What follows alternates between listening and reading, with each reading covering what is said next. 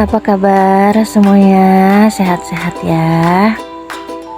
Hari ini pembelajaran kita tentang bahasa Indonesia kelas 9 atau kelas 3 SMP tentang pidato persuasif.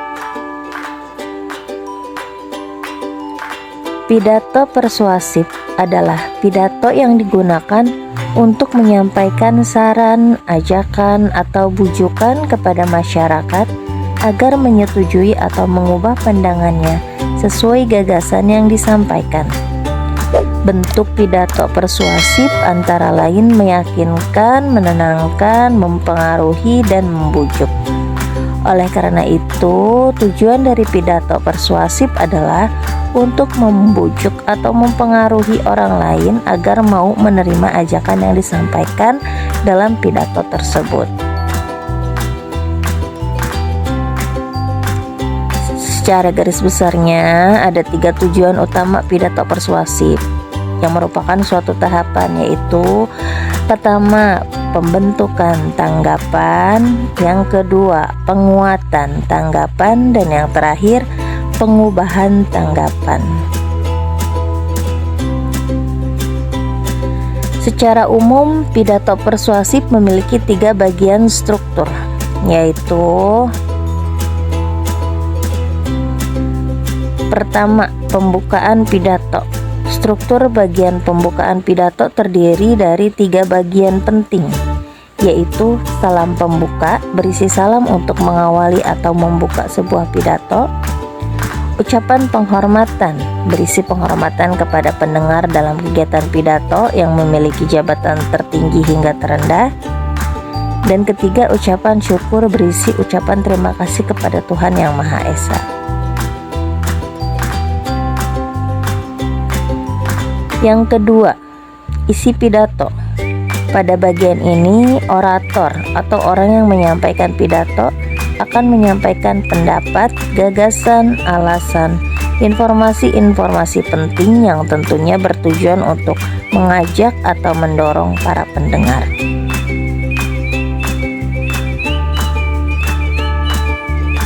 Dan yang ketiga, penutup pidato.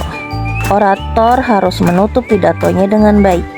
Biasanya orator akan menutup dengan saran, ajakan, kesimpulan pidato agar semakin meyakinkan para audiens atas pernyataan yang sudah disampaikan. Dilanjutkan dengan permintaan maaf untuk salah-salah kata serta salam penutup atau bisa juga ucapan terima kasih. Berikut ada contoh teks pidato persuasif. Salam sejahtera untuk kita semua. Pertama-tama, marilah kita bersyukur kepada Tuhan Yang Maha Esa karena anugerahnya semata kita dapat berkumpul dalam acara pada siang hari ini. Pada kesempatan yang baik ini, saya akan berbicara tentang kemacetan yang terjadi saat ini. Banyak kerugian ditimbulkan oleh kemacetan. Sebetulnya apa penyebab kemacetan dan bagaimana cara penanggulangannya? Bagian ini bisa disebut sebagai pembuka pidato. Lanjut, kita ke isi pidatonya ya. Hadirin yang saya hormati, kemacetan lalu lintas di kota kita semakin menjadi-jadi, terutama pada jam-jam sibuk. Di saat itulah aktivitas penduduk sedang berlangsung di jalan raya, seperti pada jam-jam berangkat dan pulang kerja, yakni sekitar pukul 7 sampai 9 pagi dan pukul 4 sore sampai 7 malam. Kemacetan tersebut tentu menimbulkan banyak kerugian. Kerugian tersebut dapat berupa kerugian waktu, tenaga, ataupun kerugian materi. Seseorang mengalami kerugian waktu karena terjebak kemacetan. Waktu tempuh akan menjadi lebih lama dari yang seharusnya.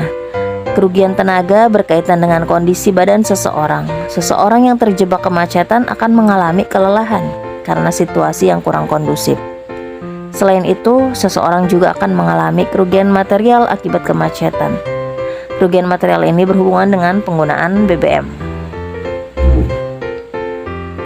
Saat terjadi kemacetan, proses pembakaran tetap berlangsung walaupun kendaraan dalam keadaan berhenti atau berjalan dengan sangat pelan. Hadirin yang saya hormati, Banyak faktor dapat menyebabkan kemacetan di kota ini. Faktor utama yang menyebabkan kemacetan di kota kita adalah jumlah kendaraan yang tidak sebanding dengan lebar jalan yang ada. Selain itu, ada faktor angkutan umum yang suka berhenti di sembarang tempat juga akan menambah kemacetan. Kita hendaknya bersikap dengan bijaksana untuk mengatasi masalah ini. Kita harus menemukan solusi yang tepat untuk mengatasi masalah ini. Salah satu tindakan yang dapat kita lakukan adalah dengan menggunakan alat transportasi umum pada saat akan bepergian, seperti bus, KRL, dan MRT. Dengan menggunakan alat transportasi umum, kita akan mengurangi kemacetan. Kejadian ini terjadi karena jumlah kendaraan pribadi yang ada di jalanan berkurang. Oleh karena itu, mari bersama mengurangi kemacetan di kota ini dengan menggunakan alat transportasi umum sebagai sarana transportasi bersama. Akan tetapi, pemerintah diharapkan juga meningkatkan kenyamanan dan keamanan terhadap alat transportasi umum. Saya yakin jika angkutan umum aman dan nyaman, penumpang pun akan lebih banyak. Akhirnya, jumlah pengguna kendaraan pribadi akan berkurang dengan sendirinya. Nah, sekarang kita ke bagian terakhir, yaitu bagian penutup. Hadirin yang saya hormati, demikianlah pandangan saya mengenai masalah kemacetan di kota ini. Semoga hal ini dapat bermanfaat. Jika ada kekurangan dalam penyampaian ini, saya mohon maaf. Atas perhatian hadirin saya ucapkan terima kasih. Selamat siang. Jadi kesimpulan dari pidato persuasif tadi, pidato persuasif tersebut berisi ajakan kepada masyarakat untuk mengurangi masalah kemacetan dan bersikap bijaksana dalam menanggapi masalah tersebut dengan cara menggunakan angkutan umum saat bepergian. Sampai sini pembahasan kita tentang pidato persuasif. Kurang